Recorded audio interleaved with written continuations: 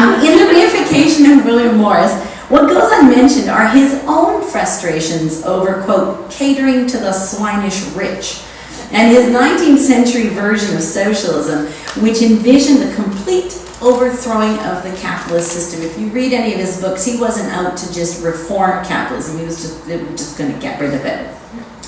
Morris genuinely believed that capitalism could be defeated, but can we say the same in our post-communist world? I think that the reality for North American craftspeople, whether they're studio crafters, DIYers, or members of the DIY movement, and by that I mean the group of people whose works are being brought lovingly into the spaces of art galleries, juried in, is that they all occupy separate economies. Really, the realm of the curated gallery exhibitions is very different, and the realm of art grants is very different from the craft fair circuit. So in reality, they must face earning an income in a capitalist marketplace from a variety of different approaches. And throughout this documentary, Handmade Nation, young men and women position themselves either outside of or opposed to capitalism while simultaneously priding themselves on selling objects. Dennis Stevens writes that craft subverts capitalism and upsets the, quote, big box retailer system. And Susan Beale, the author of Super Crafty, Saving the World from Mass Production, describes craft fairs as, quote, more than just shopping. So she says, DIY craft tables to make your own thing to bring home are such an amazing development. In his wonderful book, Buying In, The Secret Dialogue Between What We Buy and Who We Are, Rob Walker identifies that, quote, DIYism is at a crossroads. Mainstream corporate attention is finally focusing on crafters, and some of it, at least, is quite unwelcome. And this is Urban Outfitters' corporate headquarters in Philadelphia. You see it's all knitted, as was the mass-produced line of clothing in the knitted look, the style. Walker identifies how national chain stores like Target or Target and Urban Outfitters, as well as international conglomerates like Toyota, approach crafters and craft fair organizers and offer them sponsorship. And of course they would, because let's face it, if you watch the show Handmade Nation or you go to any of the craft fairs, DIYers are generally attractive young women who have successfully marketed themselves as edgy, sexy, and fun. It's the perfect corporate branding strategy. But this begs the larger question. Could Emily Carr, Ethel Murray, Phyllis Barron, and Dorothy Larcher have been packaged and sold through the capitalist machine as easily? I don't think so, because they did not operate within such a large and structured community. As the difficulty just doing research on these figures proves, they worked most often in isolation, and because of the lack of media like the internet, excuse me, and easy access to film and color print, their marketing and self-promotions were very limited. On the upside, they were not directly competing with semi-professional or other hobby DIY crafters, and so they really had the opportunity to shape the field, I think, in a greater way than individuals working today. According to CODA, the Crafts Organization Development Association, in their 2009 report, 50 million Americans made artisans crafts, as you can see at the top there, and $20 billion was spent on supplies. 5 million Americans earned part of their income from artisan crafts, spending 6 to 10 billion, or 3 to 6 billion on craft-related spending, and in the very tiny, tiny circle, 30 to 50,000 Americans sold their artisan crafts as their main income. These numbers are significant, as is the fact that over 100,000 artisans are participating on Etsy.com, which is a whole other way of marketing crafts in the world. And these numbers fly in the face of this anti-capitalist message that sometimes gets attached to the DIY movement, but they support the idea of this growing community of craftspeople. What these numbers do not address are the tensions within the craft community itself, tensions around the economies of craft. After decades of struggling to achieve recognition for her painting, not just her pottery and her hooked rugs, Emily Carr was given her big break unexpectedly one afternoon in 1926 when the anthropologist Marius Barbeau stopped by to see her West Coast native work that he'd been told about during an expedition to Vancouver Island. Barbeau informed Eric Brown, director of the National Gallery of Canada, of Carr's talent, and in 1927, Brown visited her home in Victoria, selecting 26 paintings, a number of hooked rugs and pottery pieces for display in the exhibition of Canadian West Coast art, native and modern. Emily Carr quickly catapulted from isolated obscurity to membership within the Canadian fine art community. Betsy Greer received her MA in sociology at Goldsmith College in London in 2004 for her dissertation on knitting, DIY culture, and community development. She's credited with coining the term craftivism in 2003 to describe, quote, a form of activism incorporating anti-capitalism, environmentalism, and third-wave feminism. Greer is seen as a beacon for the DIY community, and her views on the movement inspire many. Ileana Rodriguez of India Romeo was motivated to become part of craft culture when she, quote, realized there were other people out there just like me. This sort of movement of young women who were starting businesses online and doing craft shows.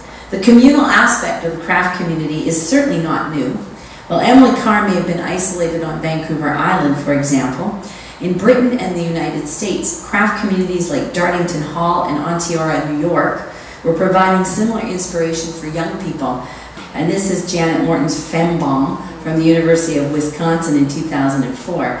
And these artists are miles away, worlds away from the fun nature of fuzzy worm crafting. On the other hand, one only needs to put up an image of this person to incite a full range of responses, and boy, cracks and conflicts emerge. For many women, especially those above the age of 40, DIY is problematic as it represents an over-romanticized return to the domestic roles that women fought against for years to separate from. Can the young women of the DIY movement be assured that their excursions into domesticity are read through an ironic lens? I mean, within the community that's assured, but outside in the greater whole.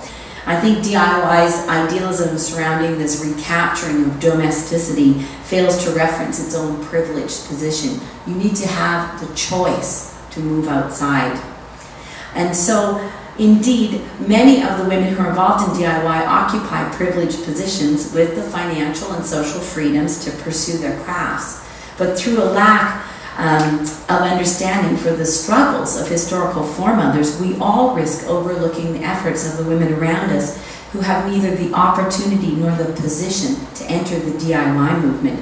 And by this, I mean women from the lower working classes without access to educated irony. You need to know it's ironic in the first place. And also women who are not Caucasian, like the overwhelming majority of DIYers. And it's this homogenous demographic of white middle-class women that can sometimes allow some pretty scary craft projects to slip under the radar, like this one. This is my favorite. It's the Martha Stewart Thanksgiving headdress napkin ring. And what's wonderful about this is that after you eat, you can wrap it around your head and wear the feather. Yeah. That's not problematic at all. Wow. So just as materialist feminism identified the exclusions of the suffragette movement, while securing the vote really meant securing the vote for white middle-class women, we must begin to understand the limitations as to who's involved in DIY. How can we open it up? How can this become something with more access? So how can the field of craft as a whole, and DIY in particular, ever hope to improve its economic situation if competition is built upon pricing oneself right out of making a profit? Debbie Stoller, the founder of Bus magazine, contends that for women in the 1970s, quote, crafting was frivolous. Women remained for better and more important things. And she argues that this attitude stemmed from the expectation that women were supposed to craft. But, quote, now it's all about doing it if you want to.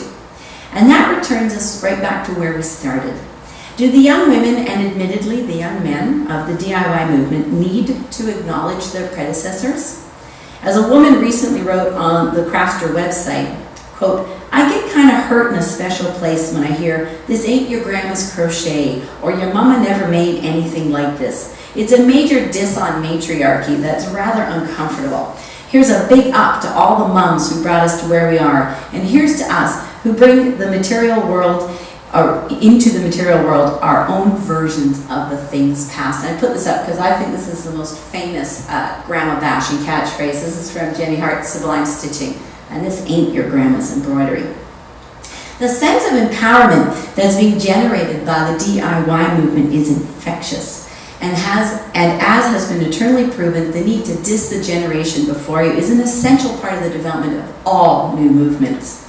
However, DIY might be considered by the constraints that it occupies at this moment, in terms of the capitalist world that it shares and the ironic return to domesticity, which limits membership.